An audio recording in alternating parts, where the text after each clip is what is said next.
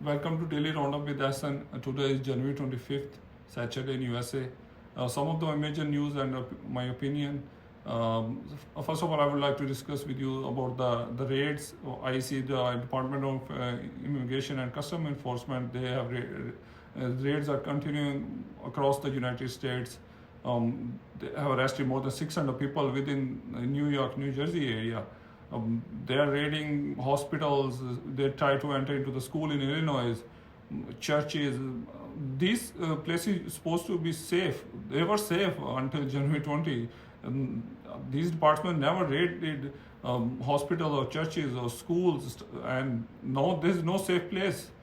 So those people, those who don't have documents, they must be in extreme fear, and they might not be leaving their homes.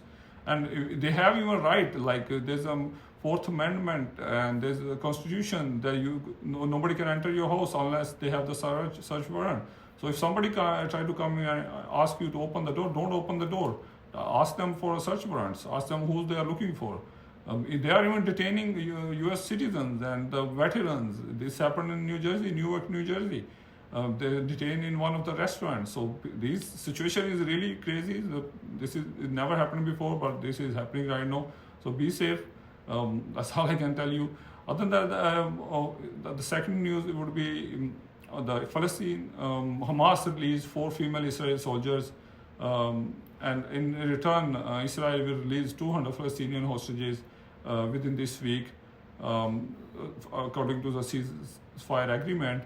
At the same time, I want to discuss with you, like in West Bank, the situation is very critical.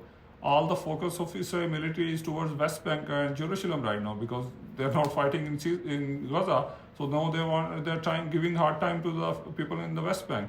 They have killed multiple people. They have arrested dozens of people in West Bank. So I think they are trying to arrest detain more or arrest more people because they are releasing in return of the hostages. So they're trying to keep their jails or have a backup for more negotiation. That's what it seems like. And also, the Trump said that to clean out Gaza and move Palestinians to Egypt and Jordan. He even asked the Egyptian president and king of Jordan to accept more Palestinians into their land. Why these people? Why they should move over there? They are their land. Gaza is their home. Why they should move? They have been suffering for years. From 1948, they are suffering. If they have to just give up their land, why they have lost more than 100,000 people in last 1.5 years? So I think the solution is two-state solution. There is no other solution. You cannot just kick them people out of the land. So Trump always saying he will stop the war. Okay, there is a ceasefire, but doesn't mean you are trying to sell their land to a Zionists or to the Israel. That's not the solution of this area, this geographical area. But that's what he said in California today. On the other side, Republicans are also dividing for the birthright citizenship. Some of the Republicans are against this because even the Attorney General of Connecticut, he got citizenship through birthright. So there's going to be a big pushback on this.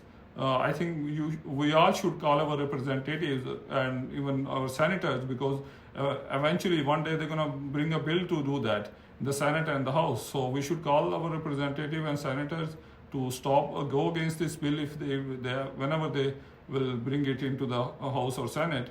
This is very important for everyone. Other than Trump fired more than a dozen inspector general of more than a dozen federal agencies.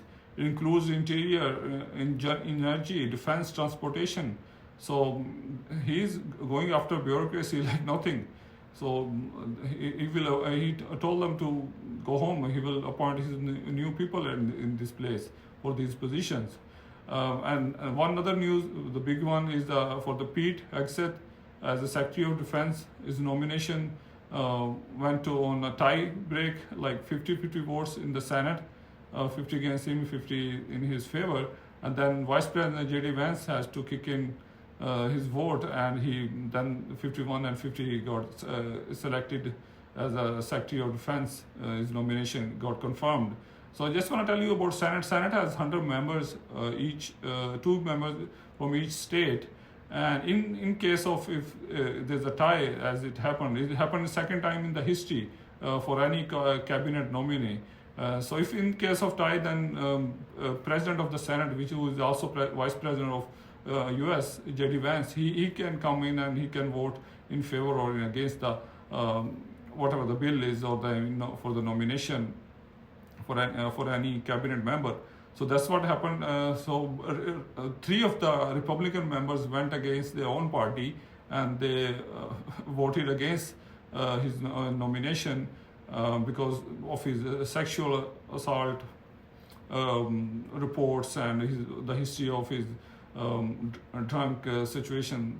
I'm not sure what it happened years ago, but that's why it went to tie. Right now, Republicans have majority in the Senate. They have 53 members. The Democrats have 45 members. Two are the independents, but usually they go with the Democrats in most of the cases.